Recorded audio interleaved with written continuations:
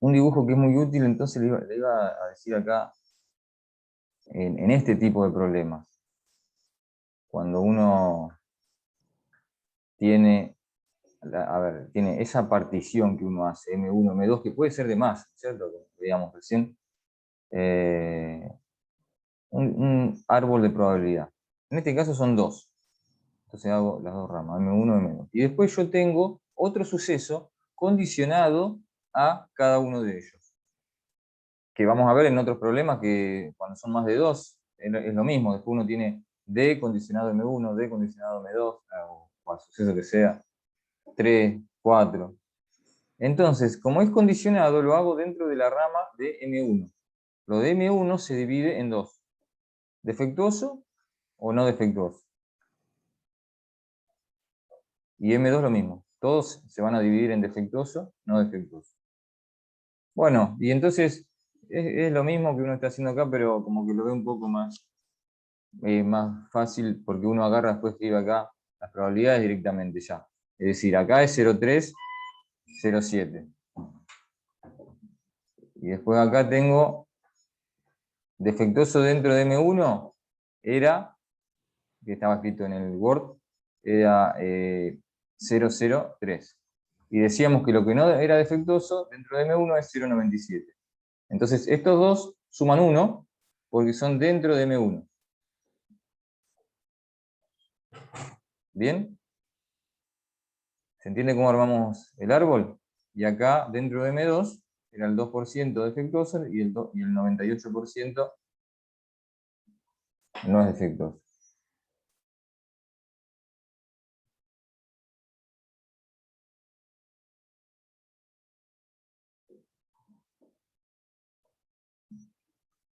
Bueno, y después una vez que uno armó el árbol así, multiplica directamente las ramas, digamos. Es decir, cero, o sea, ¿qué es lo que íbamos haciendo en todos los casos? O sea, sacábamos, por ejemplo, esa intersección, esto por esto.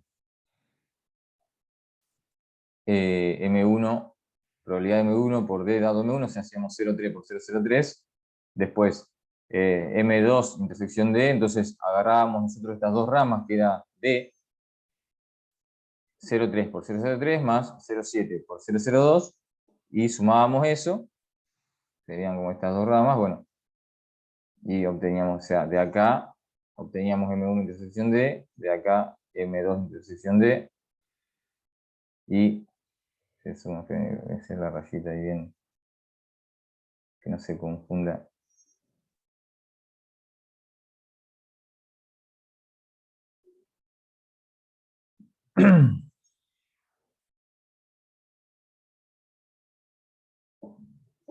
Y después se suman las ramas que corresponden a D, sacamos la probabilidad. ¿Está? Es bastante útil este diagrama en este tipo así de ejercicio, que está la información dada de esa forma, con probabilidades condicionales.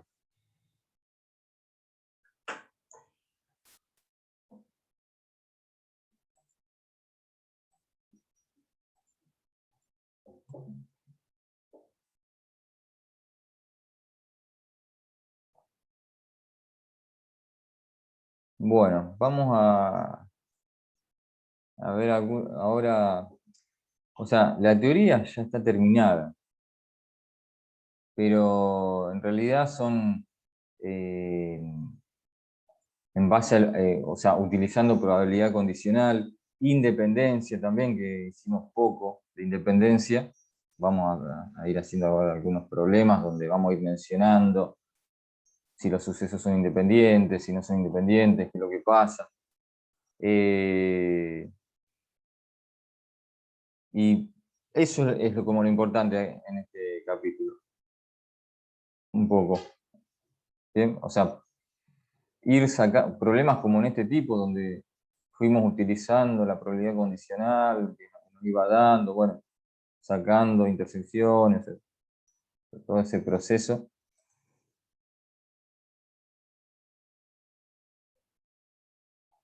Un poco esos son los conceptos más importantes.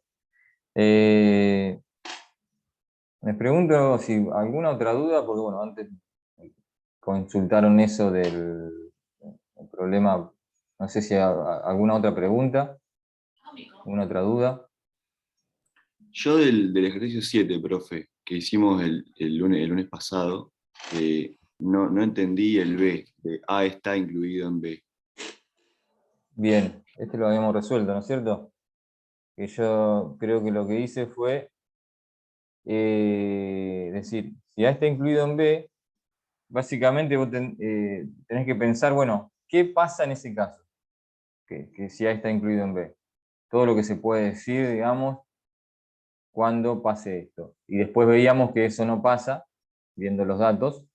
Entonces, por ejemplo, si A está incluido en B, eh,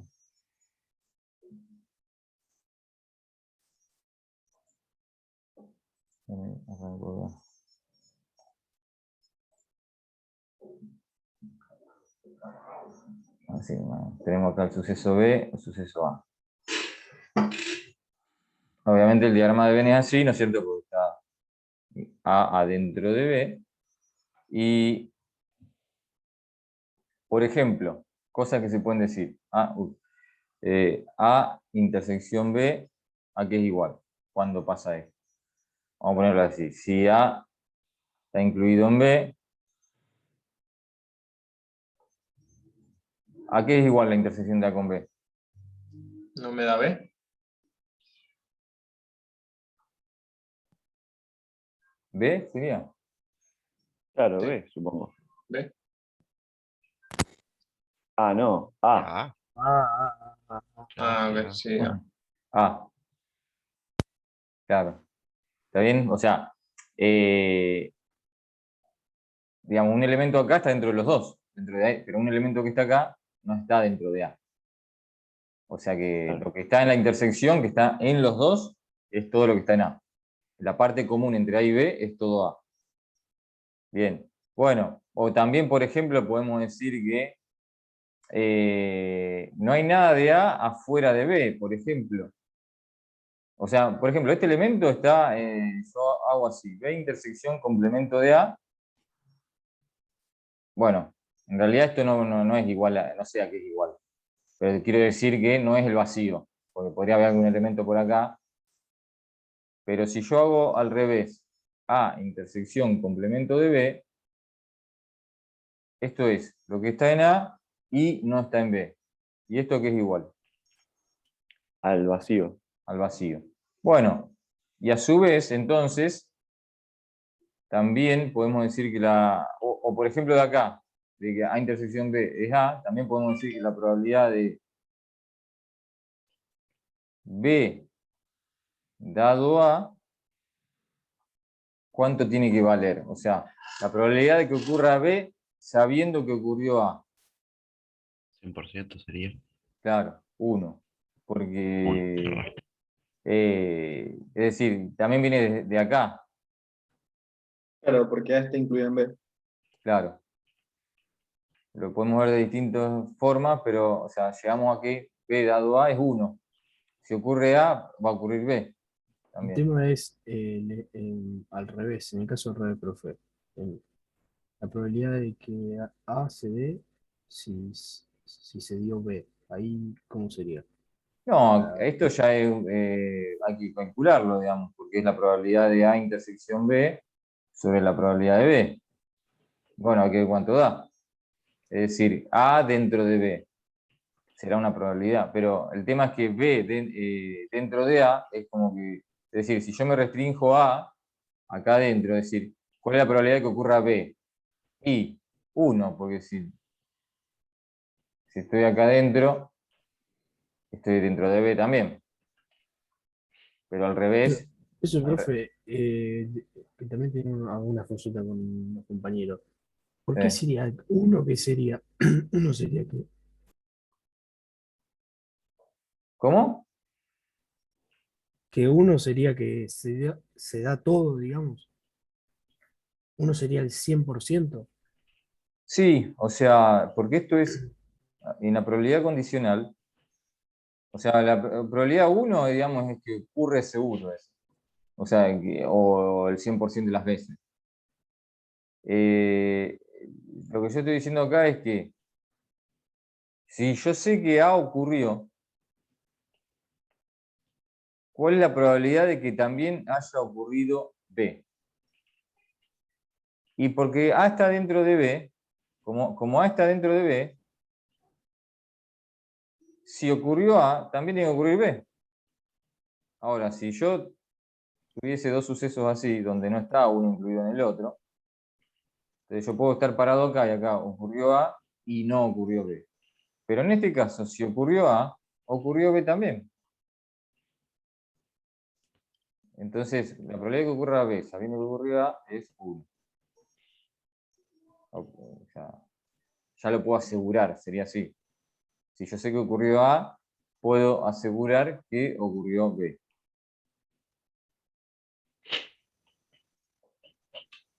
¿Está? O sea, y esto también se ve como la condicional, o sea, porque yo hago la probabilidad, o sea, la definición, digo, si yo hago la probabilidad de A intersección B sobre la probabilidad de A, que es esto, dijimos que estas dos cosas son iguales. La probabilidad de A intersección B igual a la probabilidad de A. O sea, porque A intersección B es A. O sea que esto es probabilidad de A sobre probabilidad de A, que es 1.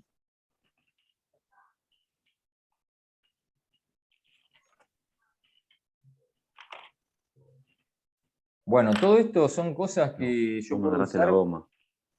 No, no que digo. yo puedo, guarda que está el micrófono ahí prendido. Todo esto lo puedo usar para responder a si realmente pasa esto. O sea, si pasara que A está incluido en B, todo esto que está acá tendría que ser, o sea, esta probabilidad, estas dos probabilidades tendrían que ser iguales, esta probabilidad entonces me tiene que dar 1. Y bueno, viendo en el ejercicio, podíamos ver que no pasaba eso. Porque, por ejemplo, la probabilidad de B dado A no es 1, sino que es 0,50, o sea que ya con eso podemos decir que esto es falso. O yo lo que hice fue ver otra cosa, creo que me fijé que estas dos probabilidades no eran iguales. O hice, o sea, hice probabilidad de A menos la probabilidad de la intersección y no me dio 0. Bueno, porque en realidad, bueno, para que quede escrito bien sería así. Tendría que ser igual a 0, ¿no es cierto? Si A está incluido en B, esto tiene que ser 0. Y ¿qué es esto que está acá también? O sea, no hay nada de A afuera de B.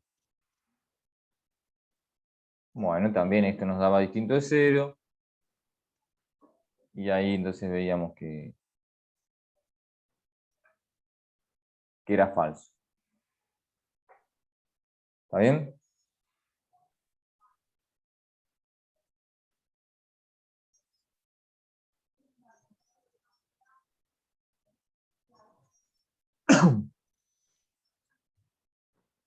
Bueno.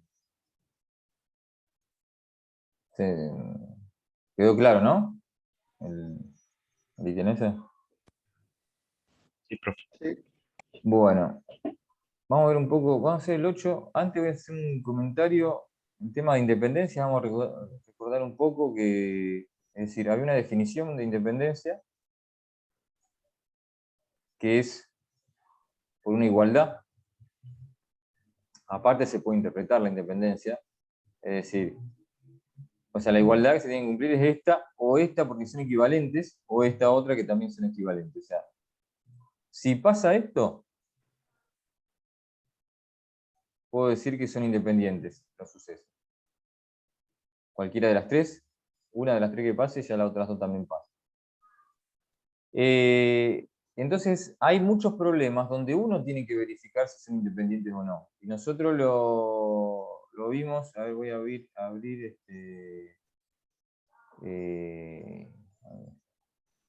que estuvimos haciendo clases anteriores un problema y una propuesta que eran muy parecidos porque estaba dividido en hombres y mujeres. Y en un caso, a ver, vamos a agarrar este primero. Era gente de administración, o sea, trabaja en administración o trabaja en planta, mujer, hombre. Teníamos estas cantidades. Entonces, habíamos visto que, por ejemplo, no eran independientes P y H. Porque la probabilidad de P dado H era esta. O sea, el 93% de los hombres trabaja en planta. 140 de 150. Pero del total de las personas, 160 de 200 trabajan en planta, o sea, 0,80.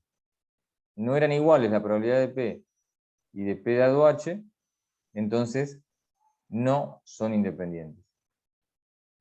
Mientras que en la otra situación, con estos números, era muy parecido, o sea, hombres, mujeres, pasó la prueba, no pasó la prueba. Y sacamos, por ejemplo, la probabilidad agarramos dos sucesos, o sea, uno de estos dos con uno de estos dos. S y M. Entonces la probabilidad de S dado M era 0,60, o sea, dentro de las mujeres el 60% pasó la prueba. Pero del total de las personas, también el 60% pasó la prueba. 60 de 100. Como esas dos probabilidades son iguales, S y H sí son independientes. O sea que cumple la definición, entonces digo son independientes. Ahora, la interpretación que uno hace de esto es decir, y que pase la prueba no depende de si es hombre o mujer. La probabilidad de que pase la prueba, dado que es mujer, es 0,60. O sea, en realidad uno tendría que decir, la probabilidad de que pase la prueba no depende de si es mujer o no es mujer. Porque, digamos, sería así. El suceso S, o sea, acá yo estoy sacando la probabilidad de S dado M, estoy diciendo que la probabilidad de S, o sea, de que ocurra S, no depende de si ocurre M o no. Básicamente esa es la interpretación de esa igualdad y de la independencia. Por eso se define así la independencia. Bueno, entonces, esto ya lo habíamos visto en una clase anterior, lo voy a repasar, bueno, pero básicamente estos son problemas donde uno puede analizar si son independientes o no. Y sería un error suponer la independencia. Acá me dio que son independientes, en este otro me dio que no, pero uno hace los cálculos y después verifica si son o no. No puede suponer de entrada la independencia. No puede suponer de entrada que alguna de estas igualdades se cumple, porque eso está mal. O sea, lo verificamos después de haberla calculado, es decir, bueno, vemos que nos da igual, por ejemplo, esto nos da igual a esto, o esto nos da igual a esto, y ahí recién decimos son independientes, o no lo son. Lo mismo pasaba en el problema de las máquinas. No podíamos decir que D y M1 eran independientes. De hecho, no lo son. Porque D dado M1 era 0,03 y la probabilidad de D solo es 0,023. No son iguales. Así que, por ejemplo, agarro D y M1 no son independientes. Bueno. Todo este tipo de problemas, entonces, si a mí no me dicen que son independientes, o no queda claro en el enunciado que se puede suponer, no podemos nosotros agregárselo o suponerlo de entrada. Y después hay otro tipo de problemas donde me lo está dando como información. Entonces ahí sí me dice, son independientes ciertos sucesos, y yo ahí uso, sí, esto. Que lo que más se usa es esto que está acá. Es decir, nosotros veíamos antes que la probabilidad de la intersección la sacábamos como el producto de A, por ejemplo, por B dado A. Eso vale siempre. Pero si son independientes, puedo usar esto para sacar la intersección. Es como lo adicional que voy a tener es eso, al saber que son independientes. Si conozco la probabilidad de A y la de B, sin tener ninguna probabilidad condicional, puedo sacar la intersección haciendo esa multiplicación. ¿Estamos? O sea, eso es básicamente lo que me permite saber que son independientes. Entonces, esa idea que quede bien clara, es decir, la independencia no la podemos suponer en cualquier lado, sino que en muchos casos lo vamos a tener como dato, y si no lo tenemos como dato, bueno, podemos verificarlo, como veíamos en los otros problemas, verificábamos si eran independientes o no. Bueno, vamos a hacer esto entonces, y ver un poco de usar esto que decía recién. Dice, bueno, y este problema no es tan sencillo. No recuerdo si está resuelto. Hay un par de problemas que están resueltos ahí. Sí, está resuelto en el campus ese, profe. Hay un video explicativo. Bien. ¿Vos, lo viste?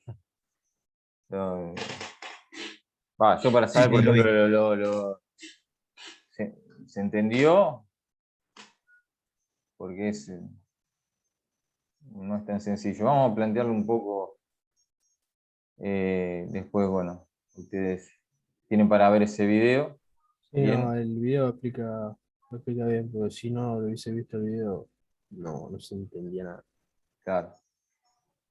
La idea, entonces, lo voy a mencionar un poco más rápido, entonces, pues sí, ahora me acordé que estaba resuelto.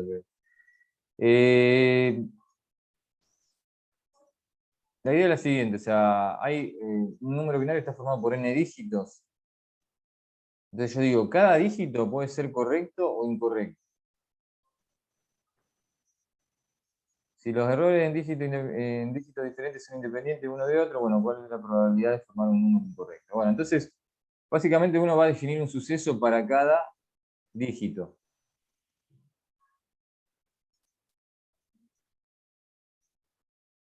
Yo voy a escribir eso solo y que, bueno, está todo ahí seguramente bien detallado en la resolución, pero uno tiene que decir, el dígito i, que acá está definiendo, bueno, n sucesos. Y uno puede definirlo, ya sea que es correcto o incorrecto. De cualquiera de las dos formas uno lo puede definir. Lo importante es que, bueno, tengan claro, es decir, la probabilidad de que cada dígito sea correcto, ¿cuánto es? Bueno, acá le llama P, ¿no? Es decir, P, o sea, bueno, de que sea incorrecto es P.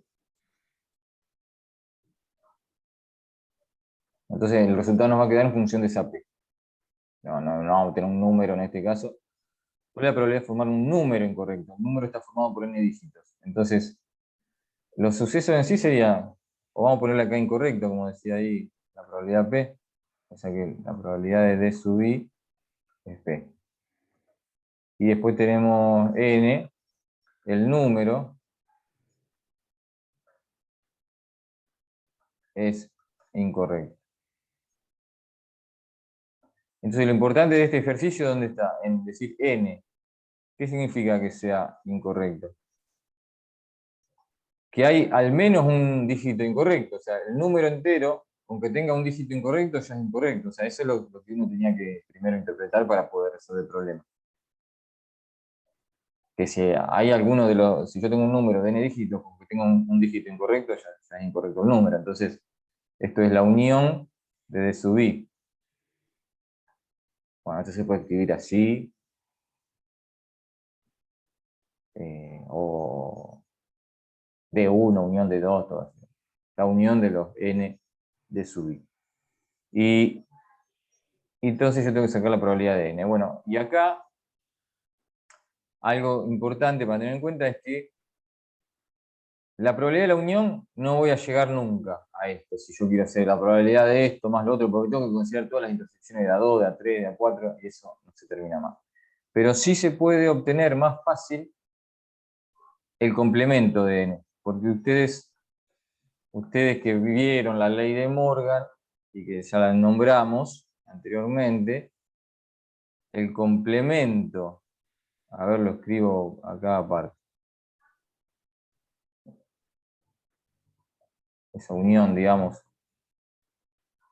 el complemento de toda esa unión es igual a la intersección de los complementos.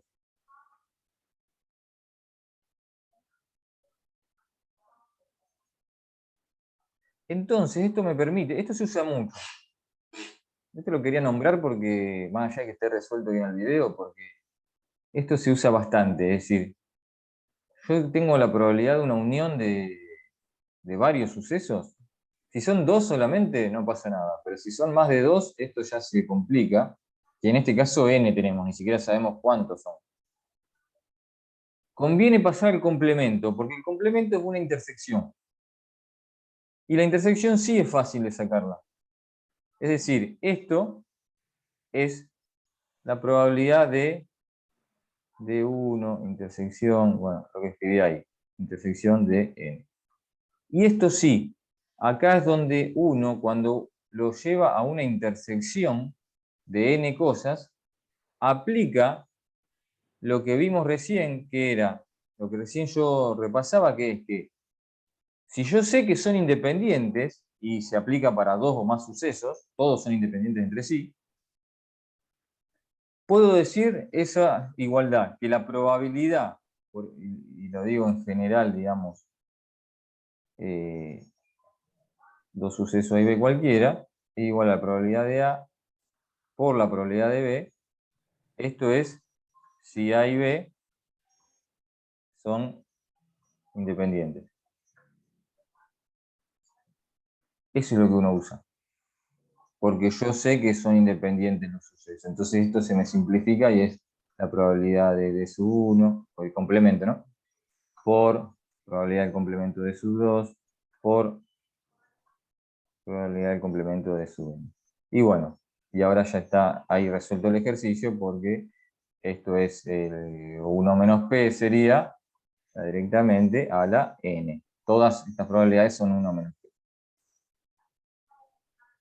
Entonces lo que quiero rescatar de este problema es esta idea de escribir lo que yo quería obtener. O sea, esto es complemento de n, ¿no? O sea, escribirlo como una intersección. Después, bueno, obviamente la probabilidad de n es 1 menos esto, ¿no es cierto? 1 menos p a la n me termina quedando acá. 1 menos p a la n, porque lo que yo quería después era la n. O sea, obtengo lo del complemento que me permite aplicar esto, después hago 1 menos eso. ¿Está? Entonces, esto de la intersección de muchos se convierte, o sea, al saber la independencia, se convierte en producto de probabilidades. Acá, o sea, entonces vamos a poner así, D sub I y D sub J independientes.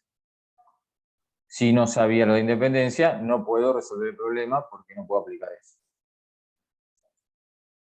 O sea, que en este tipo de problemas, la independencia es fundamental, si no, no se puede resolver. Y fíjense que está escrito a veces, o sea, dice, son independientes uno de otro. Formalmente, después uno dice, bueno, a partir de decir que los dígitos son independientes uno de otro, uno dice, el suceso de sub i es independiente de D sub j. ¿Está? Es decir, pues nosotros vimos la definición de independencia de sucesos. Y acá no me está diciendo exactamente lo mismo en el enunciado. Me dice, los errores son independientes. Bueno, uno los lleva entonces a eso. Es decir, los dígitos son independientes, se interpreta como que, o a partir de eso puedo decir que los sucesos de sub i son independientes entre sí.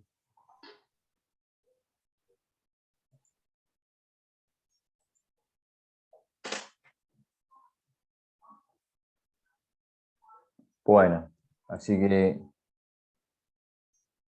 bueno, con esto y más el video del problema, bueno, ahí van a terminar de ver bien, entender, pero bueno, es más o menos la forma de resolución.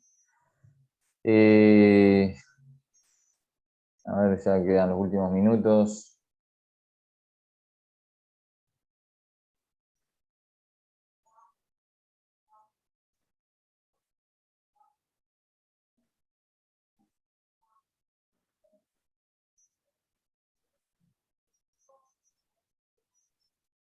A ver, el 11.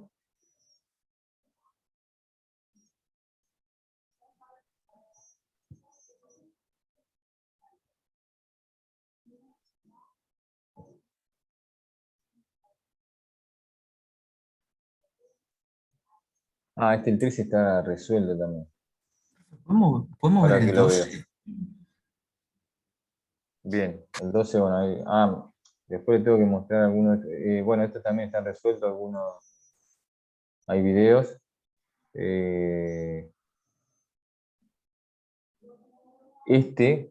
Lo menciono al 14 y 15, que está resuelto en el video, se aplica la misma o una idea similar al que vimos recién, donde acá en algún momento me habla de independencia, es decir, las componentes funcionan independientemente. Entonces, yo voy a definir 4 sucesos acá, que sería la componente 1 falla, la componente 2 falla, bueno, así. Y entonces esos sucesos van a ser independientes. Y la idea va a ser la misma. En algún momento voy a plantear la intersección, y esa probabilidad de intersección va a ser igual al producto de las probabilidades. Porque en estos problemas van a ver que los únicos datos son para esos sucesos, en este caso son 4 sucesos, antes eran n, tengo la probabilidad de cada uno de ellos. Pero después no tengo probabilidad de intersección, de probabilidad condicional, nada de eso. O sea, solamente tengo cada una de las probabilidades separadas, sería de cada uno de los sucesos. Pero el hecho de ser independiente me va a permitir calcular la probabilidad de la intersección de 2 de ellos o más. Esa sería la idea. Después, si me pidiera una unión, todo se va a poder, una vez que ya saqué la intersección, después todo el resto, a partir de eso se puede seguir sacando. Y me decías el 12, ¿no?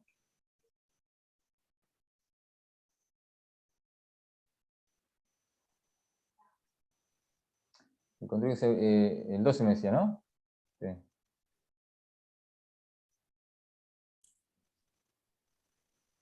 El control que se aplica al comprar cierto tipo de artículos que vienen en cajas de 6 unidades consiste en sacar al azar 2 unidades de cada caja, en forma sucesiva y sin reposición, y examinarlas. Si de una caja se sacan 2 unidades buenas, la caja es aceptada. De lo contrario, se la rechaza. Entonces, básicamente saco 2 unidades. Si hay una defectuosa o 2 defectuosas, se rechaza. Si las 2 son sanas o no defectuosas, no se rechaza la caja. Calcula la probabilidad de aceptación de una caja en función de la cantidad de artículos defectuosos que contiene. Represente gráficamente la probabilidad de aceptación en función del número de defectuosos por caja. Bueno, acá sería como calcular probabilidades suponiendo situaciones. Entonces, viene una caja de 6 unidades. Entonces yo supongo, por ejemplo, que las 6 son sanas. Entonces, ¿cuál es la probabilidad de aceptarla esa caja? Porque después de esa caja yo voy a sacar 2 unidades al azar, y si esas 2 unidades son buenas, acepto la caja. Entonces, uno va a ir escribiendo los distintos casos, lo que va suponiendo.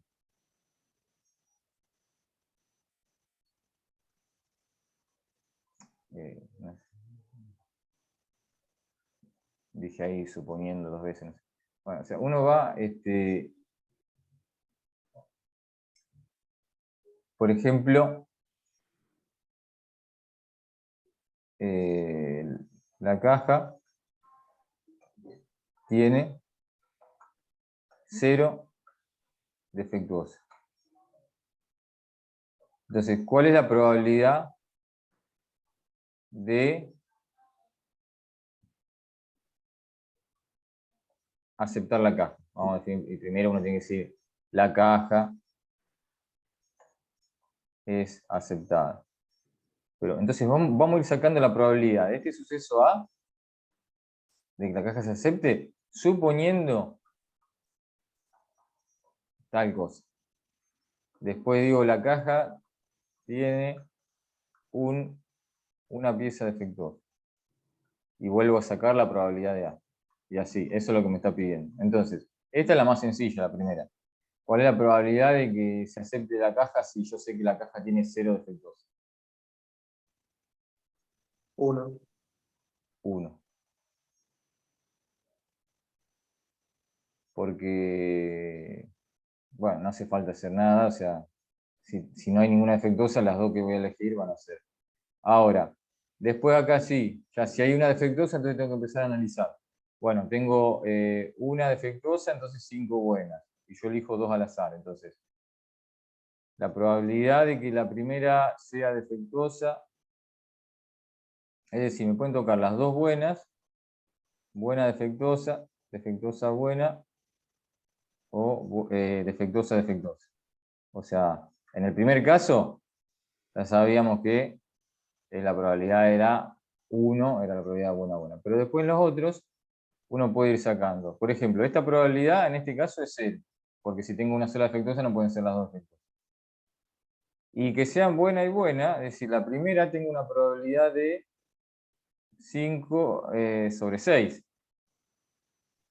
Y después como ya saqué una buena, me quedan 4 sobre 5.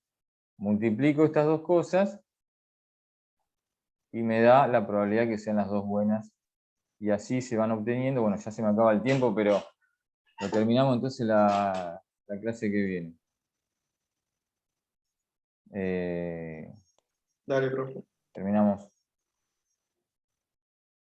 Y para la clase que viene también miren esos dos videos, no sé cuántos videos son con problemas resueltos. Así también si tienen dudas de esos que están resueltos me lo preguntan. Y así ya vamos terminando. Calculo que la clase que viene ya terminaremos la práctica. Bueno, profe. Listo. Chao, profe. Bueno, Nos vemos. Chao, profe. No, Bueno. profe. Todo. chao. Chao, profe.